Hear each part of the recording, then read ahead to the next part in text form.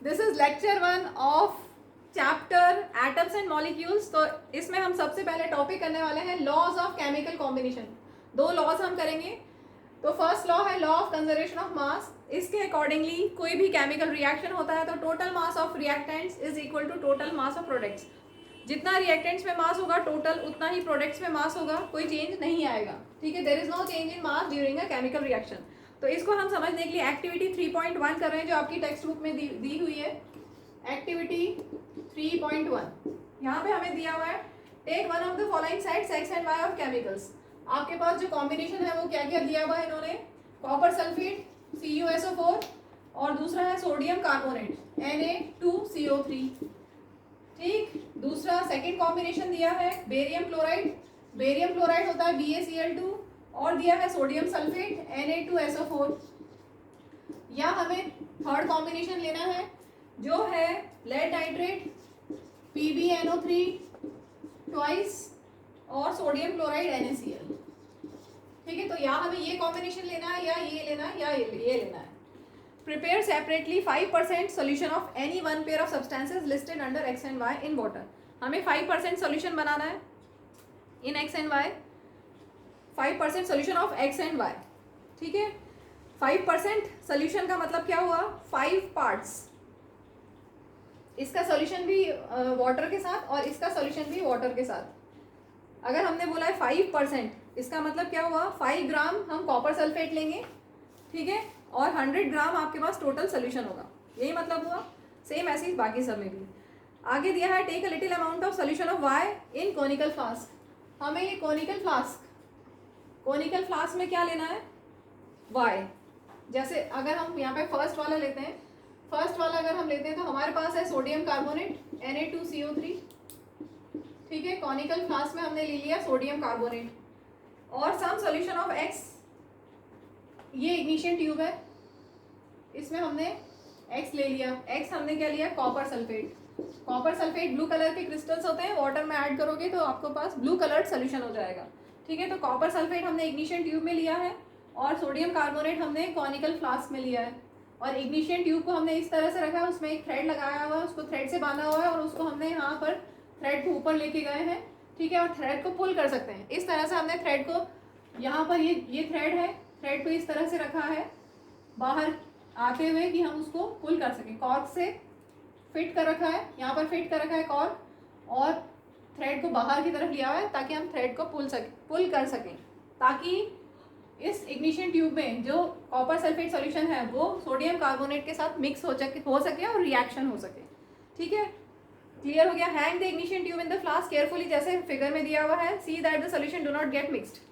पहले मिक्स नहीं करना है, अभी हमें वे करना है। अभी इनिशियल, अभी क्या है, रिएक्टेंट्स हैं, अभी रिएक्ट नहीं हुए, केमिकल रिएक्शन स्टार्ट नहीं हुआ। इनिशियली हमने क्या किया है, सबको इस तरह से सेटअप बना लिया है। Put a cork on the flask, cork लगा देंगे ताकि कभी कोई अगर गैस रिलीज होती है तो वो बाहर ना जाए, क्योंकि हम कंजर्वेशन ऑफ मास स्टडी करें ना, प्रोडक्ट्स में कितना मास है वो हमें पता होना चाहिए। अगर कोई गैस, सपोज किसी रिएक्शन में कोई गैस रिलीज हुई तो गैस बाहर चली जाएगी तो हमारा टोटल मास ऑफ प्रोडक्ट्स हमें नहीं मिलेगा। ठीक है, इसलिए हमने कॉर्क भी लगा दिया। Way the flask with its contents carefully. अब हम इसको पूरे सेटअप को वे करेंगे, कितना ग्राम आता है हमारे पास। Now tilt and swirl the flask so that solution X and Y get mixed. अब इसको हम टिल्ट कर देंगे, यहाँ से थ्रेड से पुल करेंगे तो क्या होगा, ये नीचे की तरफ आ जाएगा।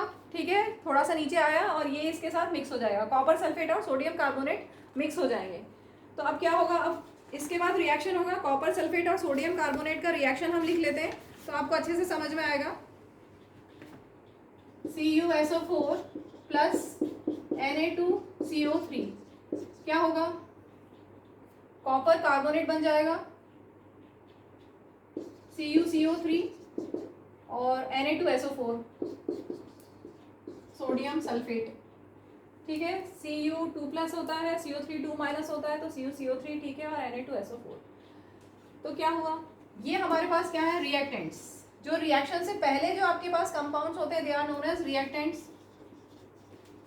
और रिएक्शन के बाद जो होते हैं they are known as products. तो पहले हमने इनिशियली वे किया था। ठीक है, आपके पास कुछ ग्राम्स आया था, फिर आपने रिएक्शन के बाद जब ये इसको टिल्ट कर दिया और ये मिक्स हो गया पूरा अच्छे से, रिएक्शन हो गया, उसके बाद हम इनको वे करेंगे। इनका मास हम देखेंगे कितना आया। अब क्वेश्चन यहाँ पर है एक्टिविटी में, what happens in the reaction flask. Reaction हो जाएगा, do you think that a chemical reaction has taken place, yes, ये रिएक्शन हो जाएगा। Why should we put a cork on the mouth of flask, ताकि कोई gas release हो तो बाहर ना जाए, ताकि हमें टोटल मास ऑफ प्रोडक्ट्स मिल पाए। Does the mass of flask and its contents change, नहीं, कुछ भी चेंज नहीं होगा। Law of conservation of mass states that mass can neither be created not destroyed in a chemical reaction, that means total mass of reactants is same as total mass of products. Clear हो गया। इसमें question ऐसा आ सकता है कि आपको suppose इसका मास दे दिया, इसका मास दे दिया और इसका मास दे दिया और पूछा कि इसका मास कितना है, तो आप निकाल सकते हो this plus this equal to this plus this और सॉल्व कर लेना, नॉर्मल बिल्कुल कैलकुलेशन रहेगा। बस आपको क्या ध्यान रखना है कि total mass of reactants is same as total mass of products. तो ये हो गया law of conservation of mass. और मैं दो रिएक्शंस को कंप्लीट करना भूल गई थी, इनको कंप्लीट कर देती हूँ। Barium chloride plus sodium sulphate जो आपकी बुक में सेकंड कॉम्बिनेशन लिखा है उसको देख लो, अगर रिएक्शन होता है तो क्या होगा। हमने यहाँ पर एक्स और वाई में चेंज कर दिए, इन सबको डाल दिए, बेरियम क्लोराइड और सोडियम सल्फेट को, बी एक सल्फेट के साथ कंबाइन होगा, BaSO4 और NaCl कंबाइन होगा, क्योंकि इसमें भी 2 आइटम्स है, इसमें भी 2 आइटम्स है, तो यहाँ पर 2 डाल देंगे। ठीक है, इस तरह से रिएक्शन हो जाएगा। और वही total mass of reactants will be equal to total mass of product जब आप वे करेंगे तो। सेम ऐसे ही अगर हम एक्स वाई की जगह ये ले लें, लेड नाइट्रेट और सोडियम क्लोराइड, PbCl2 बनेगा और NaNO3 बनेगा। अभी मैंने बैलेंस नहीं किया है, स्केलेटल इक्वेशन लिखी है। ठीक है, बैलेंसिंग आप 10th क्लास में सीखेंगे। अभी सिर्फ जस्ट समझाने के लिए कि कैसे आपका रिएक्शन होगा, ये बस इतना सा समझ लो कि ये रिएक्शन इस तरह से होगा और total mass of reactants will be equal to total mass of products. Moving to next law, second law है लॉ ऑफ कांस्टेंट प्रोपोर्शन। इसके accordingly in a chemical substance elements are always present in definite proportion by mass. पहले मैं book से बता देती हूँ, फिर हम एग्जांपल से इसको समझेंगे। लेवोइजर along with other scientists noted that many compounds were composed of 2 or more elements and each such compound had the same elements in the same proportion. क्या बोला, many compounds were composed of 2 or more elements। जैसे water, water में कितने elements हैं, एक hydrogen है, 2 atoms of hydrogen है और 1 एटम ऑफ ऑक्सीजन है। ठीक है,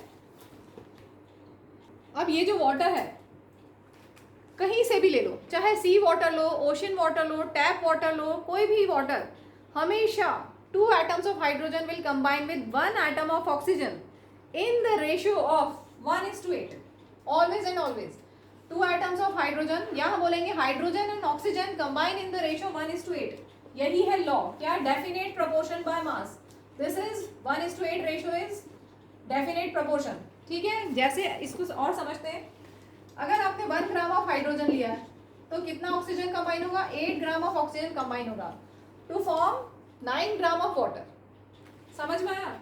वाटर में कौन कौन सा एलिमेंट है, हाइड्रोजन एंड ऑक्सीजन, और हाइड्रोजन एंड ऑक्सीजन वाटर में हमेशा डेफिनेट प्रोपोर्शन बाय मास से ही कंबाइन होते हैं, और वो रेशियो क्या है, 1:8। कुछ रेशियोज आपकी टेक्स्ट बुक में दिए हुए हैं, कुछ कंपाउंड्स के रेशियो आपको दिए हुए हैं, वो जितने भी बुक में है वो सब याद करना है, ज़्यादा नहीं है, थोड़े ही है, लेकिन जो दिए हुए हैं वो जरूर से याद कर लेना। तो hydrogen and oxygen combine in the ratio of 1:8। तो अगर 1 ग्राम ऑफ हाइड्रोजन है तो 8 ग्राम ऑफ ऑक्सीजन से कंबाइन होगा। अगर हमारे पास 2 ग्राम ऑफ हाइड्रोजन होता है तो कितने ऑक्सीजन से कंबाइन होता है, उसका डबल कर दो, 16 ग्राम। अगर आपके पास 3 ग्राम ऑफ हाइड्रोजन होता है तो कितने ऑक्सीजन से कंबाइन होता, 3 टाइम्स कर दिया, 8 3 24 ग्राम्स। ठीक है, समझ में आया। अगर आपके पास 4 ग्राम्स ऑफ हाइड्रोजन होता है तो कितने ऑक्सीजन से कंबाइन होता, 8 4 32 ग्राम ऑफ ऑक्सीजन से कंबाइन होता। क्लियर हुआ। सेम ऐसे एक और एग्जांपल है अमोनिया, बुक में दिया हुआ है, nitrogen and hydrogen, ammonia gas होती है, अमोनिया में nitrogen and hydrogen combine in the ratio of 14:3। That means अगर आपके पास नाइट्रोजन एंड हाइड्रोजन है, 14 ग्राम ऑफ नाइट्रोजन है तो वो 3 ग्राम ऑफ हाइड्रोजन से ही कंबाइन होगा। इसका डबल कर दो, 14 का डबल 28 ग्राम्स, तो इसके डबल से कंबाइन होगा, 14 3 42, तो 3 3 9। ठीक है, अभी बहुत सिंपल सा हम ले रहे हैं, क्लियर हो गया। 14:3 रेशियो में ही हमेशा ये नाइट्रोजन एंड हाइड्रोजन कंबाइन होंगे अमोनिया में। यही है लॉ ऑफ कांस्टेंट प्रोपोर्शन की, एलिमेंट्स और always present in definite proportion by mass. अब इसको बुक से देखते हैं, second para. In a compound such as water the ratio of mass of hydrogen to the oxygen is 1:8। Whatever the source of water, चाहे ocean water हो, sea water, अभी बताया।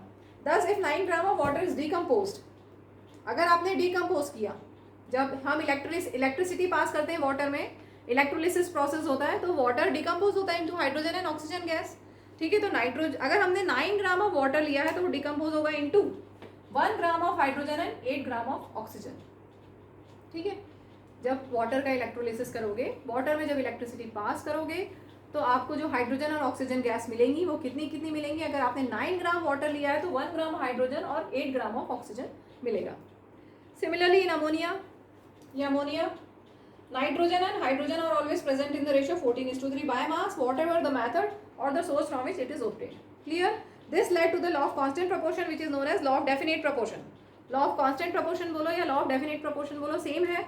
और this law was stated by Proust, वही in a chemical substance elements are always present in definite proportion by mass.